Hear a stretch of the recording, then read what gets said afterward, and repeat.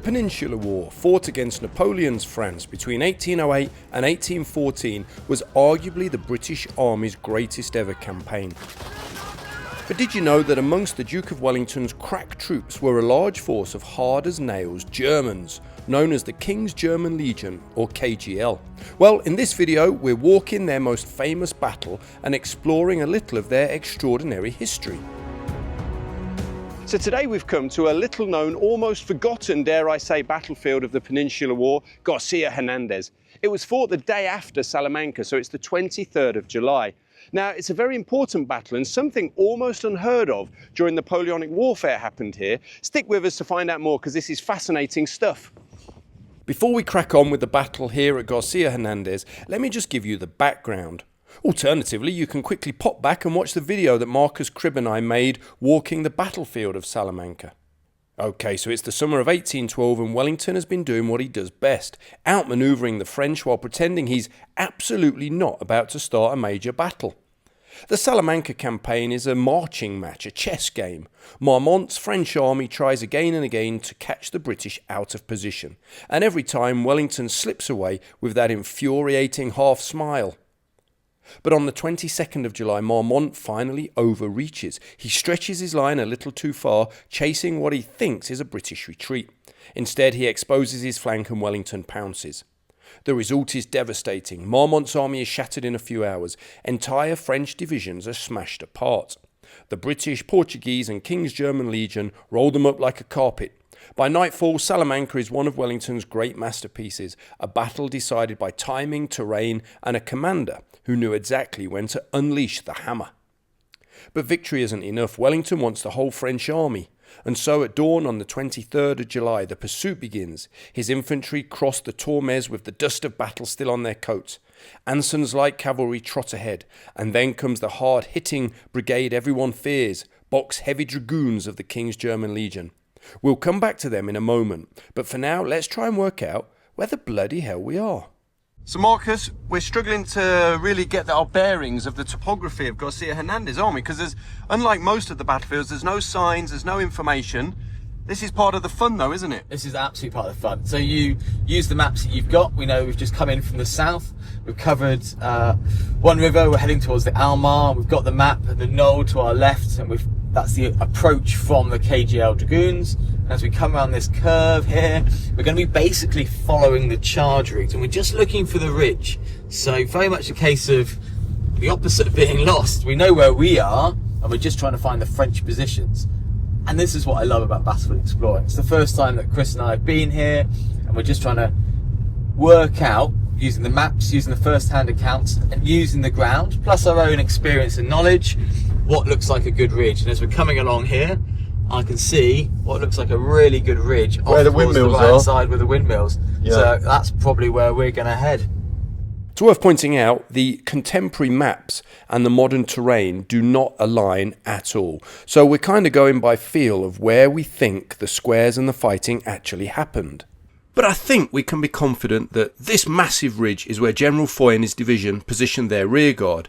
But before we explore it further, let's get a bit more background from Marcus. Why was Wellington still having to pursue the French a full day after the Battle of Salamanca? So the day following, but as with many of Wellington's victories, he doesn't get that total strategic victory that he's after. He's often really frustrated by this, and even by 1812 it's happened time and time again. He's foreseen this at Salamanca and asked the Spanish to take position behind the French towards the river to block off any possible retreat. But the Spanish, in their kind of typical way of frustrating him, they're not easy allies, and they haven't really engaged in the combat. They've moved towards the area, and then they haven't really fully engaged the French. There was light fighting, I'll be fair, there was fighting, but it was quite light fighting, and the French and Spanish casualty figures from that area reflect this. It's very low. And that allowed the French to withdraw away from Salamanca towards this area, roughly in the direction of García Hernández. So the French were still not completely broken? No, this is not a rout. They are moving rapidly, but there's still quite a good rearguard action under Foy. And actually what they're doing is they're moving with cavalry, infantry and artillery, and they pause in this area as we've reached the heights. So Marcus, Wellington sends his cavalry forward, doesn't he? He thinks it's a simple cavalry pursuit, but there's a bit more to it. What did they find? Yes, they see the French cavalry off to the south of position there, and as they're flanking round here, they see the 76th Regiment de Line Regiment and the 6th Light supported by horse artillery, and they form into squares upon the heights outside of García Hernández, roughly where we are now, and they move forwards the 1st and 2nd Dragoons of the KGL under Bock. Bock sounds a bit German. Who are the KGL? So the KGL, the King's German Legion. This is coming about because King George is also the Elector of Hanover, and so these are basically Hanoverians and Germans, therefore, who are fighting against Napoleon in exile. So they've come over to Britain and they've joined the British army, but under German legions to carry on fighting against their hated oppressor, Napoleon Bonaparte.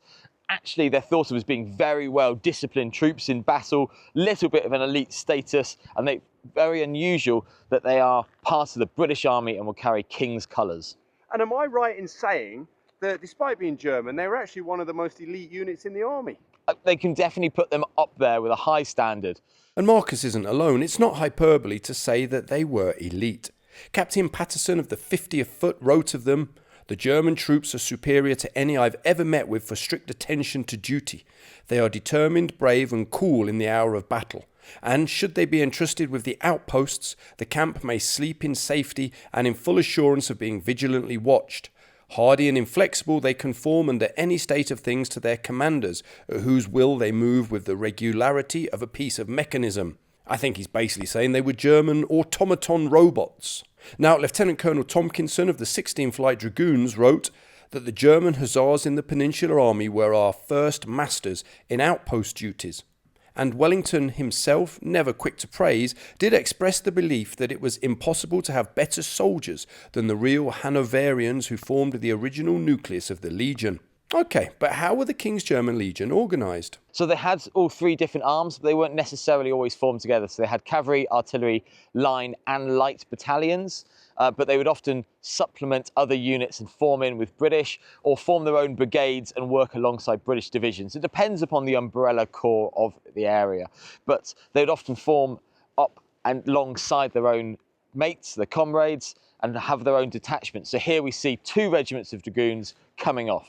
And how was the British logistics train able to get enough bratwurst to feed them all? Luckily, they're still using British weapons, British uniforms, only slight uniform variations. As for rations, they're just going to have to make do. And talking of the KGL, our show is international and even Germans watch it. So Christian Oster, thanks to you, mate. You were one of the people who helped to sponsor this episode in a way because you donated towards our expenses, helping with food and fuel. So thanks to you, mate. And also I'd like to thank James Carey or Care, who also helped us, and Sergeant Clark, Dennis Clark. Thanks to you, mate. Everything is appreciated. So Marcus, the KGL under Bock come streaming forward then. The French start to form squares. What happens next? They do. Probably in a direction up towards the slopes there. The King's German Legion cavalry coming in. Now these squares, they can't get into them. So they start to swirl around them. We've got battalion squares and horse artillery refuting a cavalry charge. But then they're able to get inside, mostly by luck or bad luck for whoever's involved, because one of the German horses is shot and wounded or killed, and that slams through. It's on the charge as it's wounded and shot, and it slams into the French square. And you can imagine that weight of horse flesh, a whole horse coming in, probably with rider and saddlebags too, breaks apart the corner and the side of a square. And the KGL cavalry seize upon this opportunity and leap into the gap. At first 1 or 2, and after a few seconds, several more. And they turn inside the square and start hacking and slashing murderously at the backs of the French who are facing away from them. They can't really turn in initially, otherwise they'll be breaking apart the square from the outside. And so they're under a bit of a conundrum. And as they do so, the integrity of the square is lost as more and more KGL cavalry join in. Just going to cut you off, because that's quite rare though, isn't it? I've not heard of many occurrences of that during the entire campaign. It's pretty rare for the Napoleonic Wars and the whole kind of evolution of warfare in general. Squares are really solid. My analogy for this is normally rock, paper, scissors. Cavalry Explain. Cavalry are cutting, okay? That's easy. They've got swords. Infantry normally fight in line. They're paper.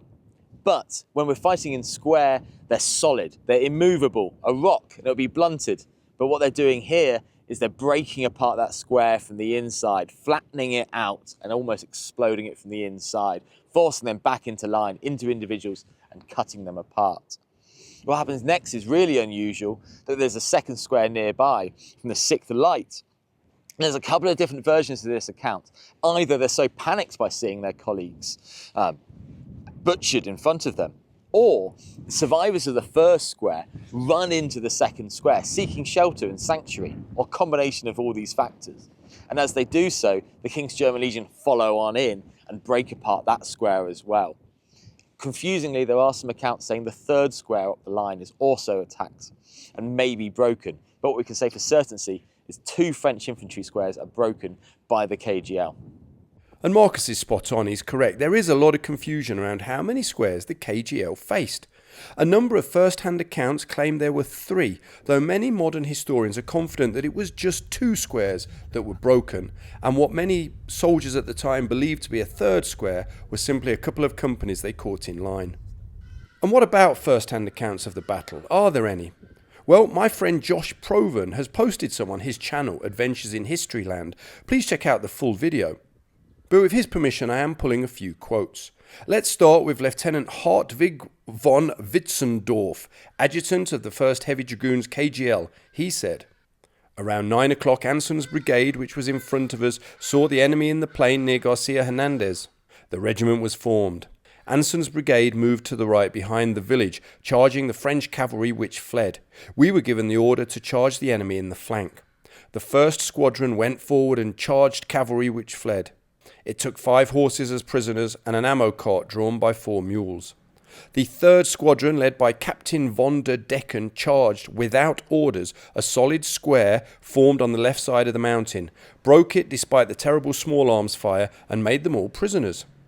Captain von Rietzenstein with the 2nd squadron immediately followed and charged a 2nd square higher on the hill. He too was happy to break and capture it. The prisoners, said to number between 1,400 and 1,500, were brought back."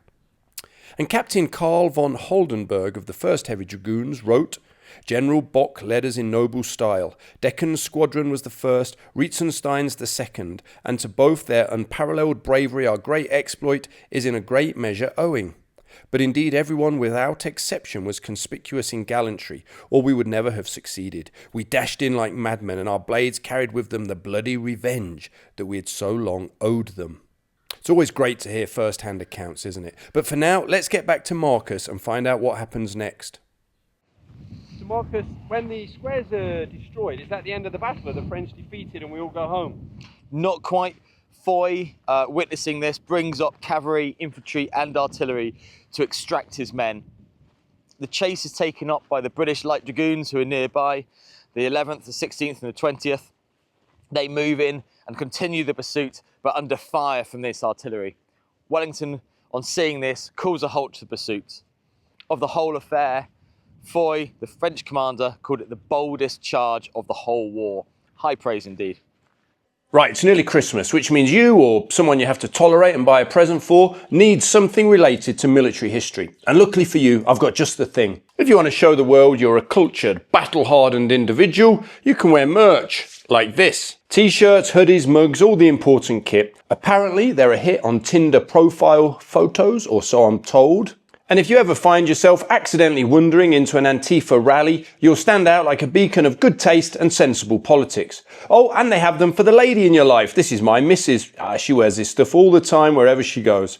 Links are below. You can go to redcoathistory.com/merch or go to redcoathistory.myspreadshop.co.uk. Not into clothing? Fine, be difficult, whatever. But luckily for you, I've got books. These are my 2 Peninsular War books. I'm working on part 3. Hopefully I'll get it done eventually. And here's my book on the Anglo-Zulu War. And yes, there's a children's book about the Thin Red Line at Balaclava. Perfect for kids or adults who behave like kids. Find out more by going to redcoathistory.com/books. Now, if you really want to support the channel, buy me a Christmas present without the hassle of having to wrap anything, the absolute best thing you can do is join my membership here at YouTube. Costs about $5 a month. For the same price, you can also join my Patreon page, patreon.com/redcoathistory. With both of those, you get early access to my videos as well as extra content not available anywhere else. It's really fun. Links are all below. In the meantime, let's get back to the film and have a bloody good Christmas. As a military history geek, you deserve it. And so after this battle, what became of the King's German Legion? Well, these lads carried on fighting through the rest of the war, helping to defeat the French in the Peninsula, and then again at the Battle of Waterloo in 1815. In fact, they were pivotal to the battle, helping to defend La Haye Sainte for most of the day before finally being forced out in the late afternoon/early evening. In 1816, the Legion was dissolved and some officers and men were integrated into the new Hanoverian army. But interestingly, after Germany unified, several of the old KGL units that had served in the Hanoverian army were carried over into the new Imperial German army. Their identities didn't disappear, they simply continued in a different uniform, eventually serving in the Reichswehr and the Wehrmacht. The former 1st and 2nd Light Dragoons became part of Cavalry Regiment 13, and the old 1st Hussars went into Cavalry Regiment 14. While the infantry traditions even were kept alive in Infantry Regiments 16 and 17. In short, long after Wellington's wars were over, the spirit of the KGL was still marching on in Germany, though sadly for the wrong side this time. Also worth mentioning is that during the Crimean War, the British again turned to Germany for manpower and recruited a unit known as the British German Legion. The unit was raised and commanded by Major General Richard von Stutterheim. It consisted of 2 regiments of light dragoons, 3 Jaeger corps, and 6 regiments of light infantry. The Crimean War finished before they could get stuck in, and many of the veterans ended up settling in my neck of the woods, South Africa.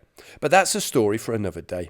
If you've enjoyed the video, be sure to like and subscribe. Check out Marcus's channel also, and watch the video on screen now, as YouTube and I think you're going to really like it.